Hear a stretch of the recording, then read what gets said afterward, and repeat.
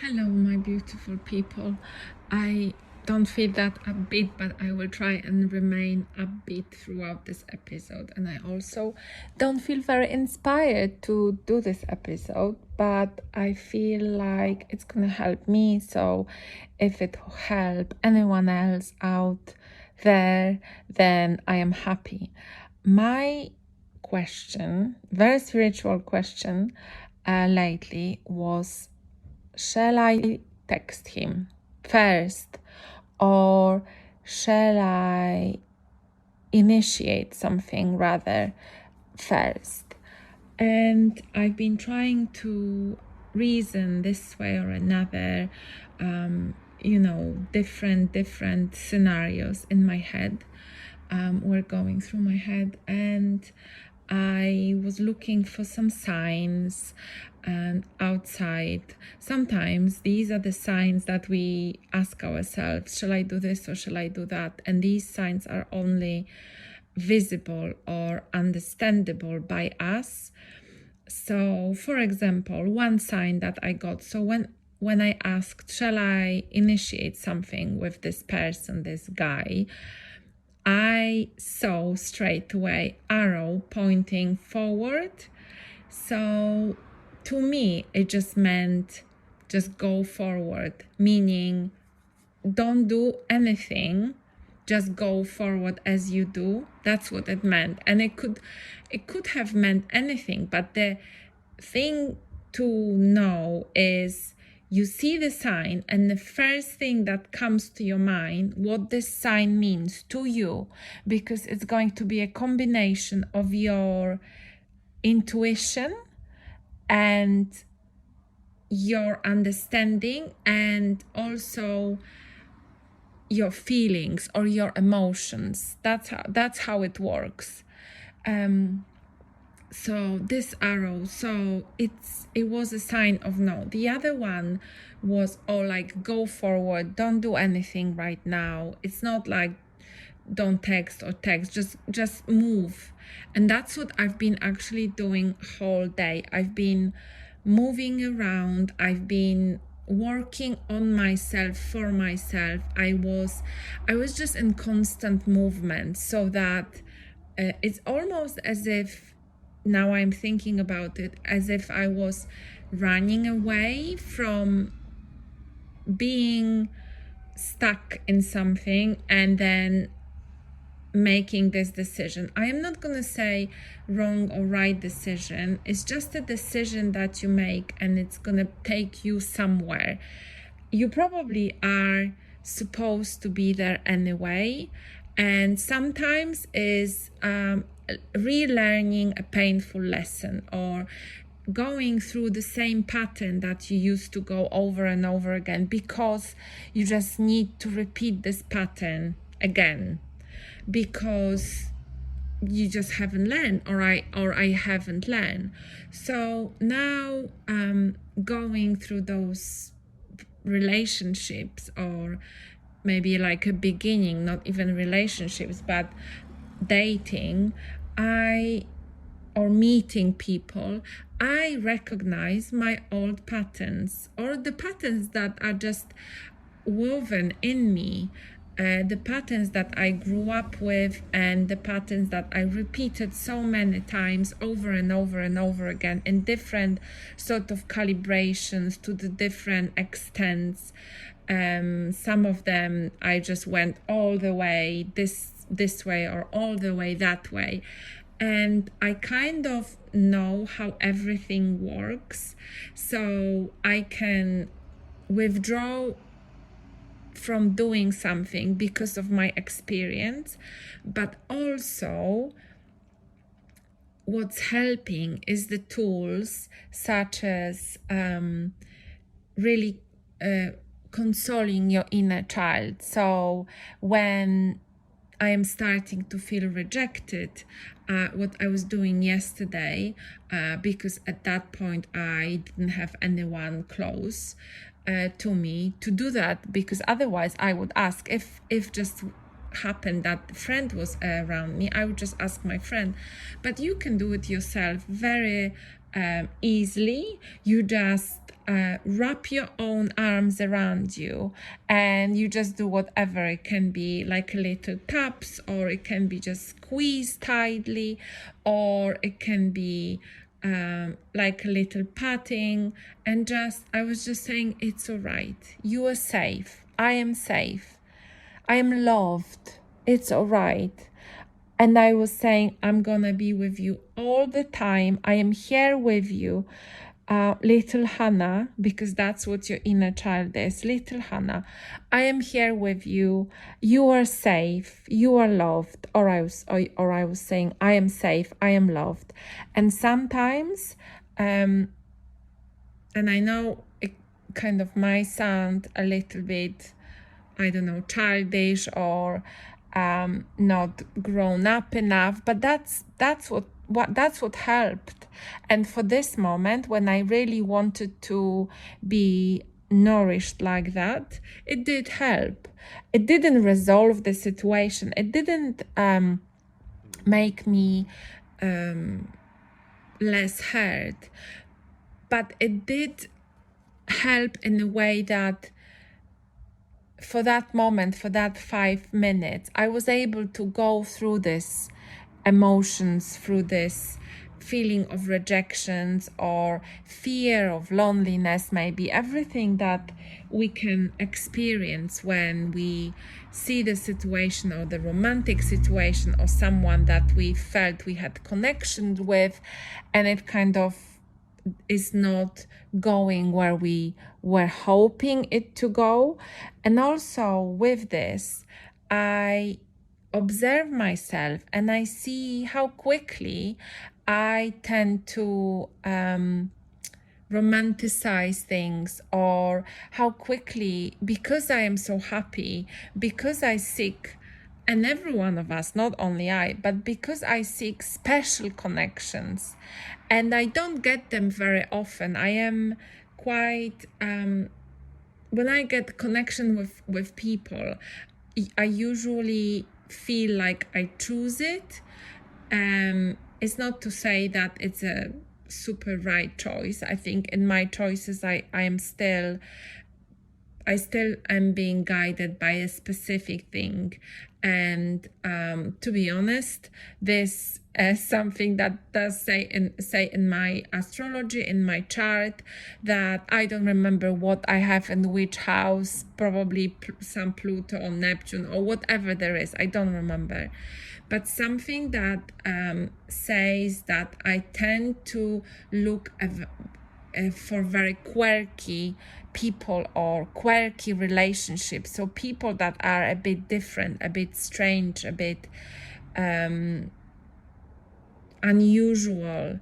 The types that kind of, not that they have dark side, but they are just different. And I feel all of my partners had this kind of quirky side to them. They were different. They were unusual and quite specific, which very often meant that they had some unresolved things that I then found myself attracted to. This kind of, I don't want to say darker, but just some things that I maybe wanted to resolve through them or for them. And this word trauma comes to mind, but also we all have traumas. So it's not only that I am so special or they were so special that they had this trauma. The one thing I am saying about this is that my close family or my friends would say that they are weird, I guess, or maybe a little bit odd, and they were not like all the other boys, which very often meant they were a little bit like a Peter Pan, or they were a bit egoistic because they were so deeply involved with themselves. And I think I I'm still attracted and looking at the latest, my latest scenario about this guy who was very deep and was very deep into his own development and his own releasing his traumas and his egos and his awakening very, very deeply into that. And I was so mesmerized by this because I thought I found not a soulmate, but someone who I observed as going through very similar things, but kind of much deeper. He was talking about this with such a proud feelings, almost don't know how to explain this, with kind of egoistical, but something that I feel that I sometimes miss, like being so proud of yourself to go through such a long way to heal yourself and being in such a good place, and talking about this as with like a sense of kind of achievement, and you could feel this energy. And I think that simply I miss something like this. I miss the anchoring within myself to recognize the ways I am and the situation I've been through, and I overcame through them, and I came out on the other way. However, I still feel shaken by them. And also it might be because I am sensitive, as you probably know, and as I've been told many times by this guy as well, that I am quite sensitive. And I tell myself, and I tell you as well, and I say that to you, being sensitive is amazing, is a skill. Being sensitive gives you insights, gives you a special look into the world. Being sensitive is like being fluid, is going through different dimensions. And yes, like touching the fire, this can sometimes hurt you, and more than maybe someone who is not sensitive, who is like a steel, who is very hard within themselves and they don't let many things touch them. Being sensitive means going through different senses, meaning maybe sometimes not having that many boundaries or that big of a boundary, because you have this fluidity to going through other people and reaching out. And also when someone else's energy comes in, you are like more like energy, more like air, like atoms that are not tightly together. So you let things through, and these things, emotion, feelings, what people say, so thought forms thought forms that are words, right? Someone says something and it's nothing is a word, but it hurts you. It might hurt you because of your translucency, because of the way you are built. And this is how I and you, I'm talking to the sensitive people, this is how we were born. A lot of people are learning how to be more sensitive, right? And also for us, we are learning how to be less sensitive for the reasons being that we get hurt a lot. So the less sensitivity is about setting boundary and anchoring and having this inside harder spine, I guess, or something that those things, those thought forms will not hurt us. But also on the energetic levels, understanding where they come from, and understanding and feeling that those things cannot hurt us. So I guess it's just a beautiful thing and thing that we will learn throughout our lives, how being sensitive, how beautiful it is, that we see things in a very specific way, and we see people in a very specific way. And another thing that says in my astrological chart, I don't want to say, it's not horoscope, it's the astrological chart, that's how I was formed, how me, my spirit, my body was formed, how the astrological what the astrology chart tells about me is that I forgot what I wanted to say now. It was about it was about feelings. Oh, I know now that I am sensitive, and I am emotional and give a lot to people, and some people can perceive it as a weakness. So I think it's very similar to someone being sensitive and taking things quite emotionally sometimes is it's not a weakness. It can be perceived as a weakness because then the sensitive people, or hypersensitive people, like sometimes they called as well, they need more energy to kind of digest it.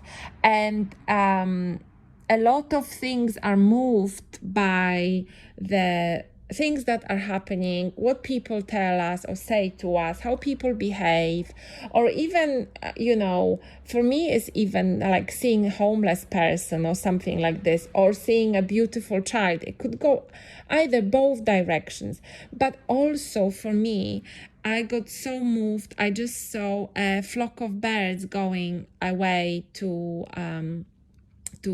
leave Europe, I guess, because there's autumn coming. And the flock of birds was so amazing and so fluid and was moving in such a beautiful ways. And I attribute this kind of emotions, which I had tears in my eyes, and I attribute this to being sensitive. And I also know that it wouldn't not all the people would come up with these emotions when seeing the flock of birds. It represented so many things for me, but it represented life in the most beautiful form that I know, one of the most beautiful forms. And I was so happy and grateful that I was able to experience and see that this way and in that moment. And I know I was the only person looking at them, this flock of birds, at this very moment, because everyone else, it was morning, and everyone else was busy or bored or looking at their phones, going to work. And I'm thinking, now this is my sensitivity talking or working through me. I'm not saying that not sensitive people wouldn't. It's actually interesting of how they would see that. And you know how sometimes you are with a friend and you are like, oh my God, that's so amazing, look at this. And they are like, oh, yeah, it's nice.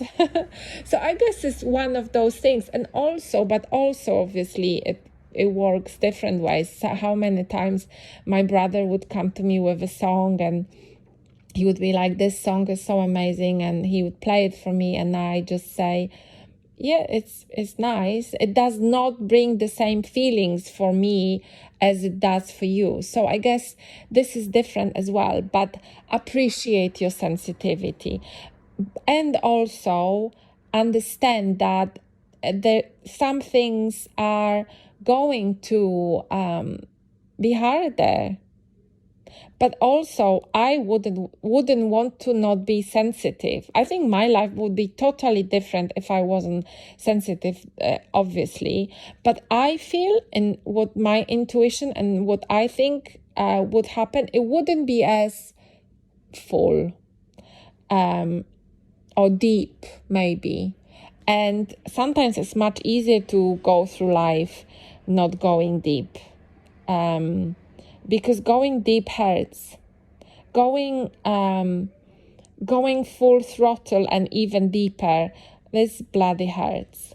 And so does meeting your, I don't know, soulmate, whoever it is. But look for signs. I was obviously scrolling through social media, and I kept coming into those, because obviously when you go into this type of IG reels or whatever, they will just keep coming, and each and every IG reels was saying, do not text him first. As a woman, do not text him first. Man like achieving something is like a dopamine. Men like chasing, or men appreciate chasing. I was like, okay, all those signs were coming in. I also, what else did I use? I obviously used sage yesterday to kind of clear my aura a little bit, and just to kind of balance myself. So it could be sage or Palo Santo or something like this. I always like to do that when the emotions are really thick. And also I pulled out my lovely, very optimistic, beautifully illustrated oracle cards. So this could be something that you can just do for you, and it's fun and it's light-hearted, and it's always, the messages are usually very positive, and they always tell you something. Sometimes you are so, I don't want to say desperate, but you just, yes, but looking for the signs. And oracle cards, which are not tarot, I think tarot cards should be used by professionals, someone who is really learned how to use them and things like this. Oracle cards are different. Oracle cards are like a little bit like fairy tales. They're always beautifully illustrated, and they always have this kind of message, as if you were asking like your close friend fairy or someone like this. So I was asking the cards yesterday, and I believe for the cards, they usually have like longer messages, but they also have like yes or no, or kind of maybe these cards, they had this, you are already doing this, and you are already doing this. Now when I'm saying that, the card that I saw yesterday and the arrow, doesn't it just goes together. You are already doing it. Just walk, just go. Don't look back, don't look forward, don't stop. But it's not about rushing. It's about moving forward for yourself, right? What happens. So it's just trust your process. So I am doing just that, and I feel now much calmer.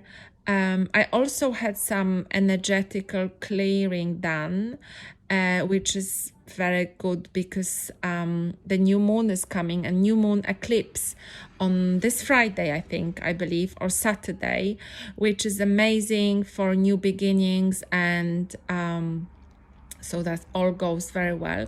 And I think I was quite upset this morning, and now feel like my energies are clearing up, which is really feels amazing. If this episode is a sign for you, or hopefully it brings you some joy, I know it did for me. Thank you very much, whoever was listening, because I started off with a kind of, I don't really want to say, but I feel like I have to because I like it, but then I don't really know, I don't know what to say, but I don't want to come up like as negative. And now by the end, I'm feeling really good, like I talked to a friend or someone. So I do hope that you feel similar after listening to this, and I wish you all the best, and I'll speak to you soon. Bye bye.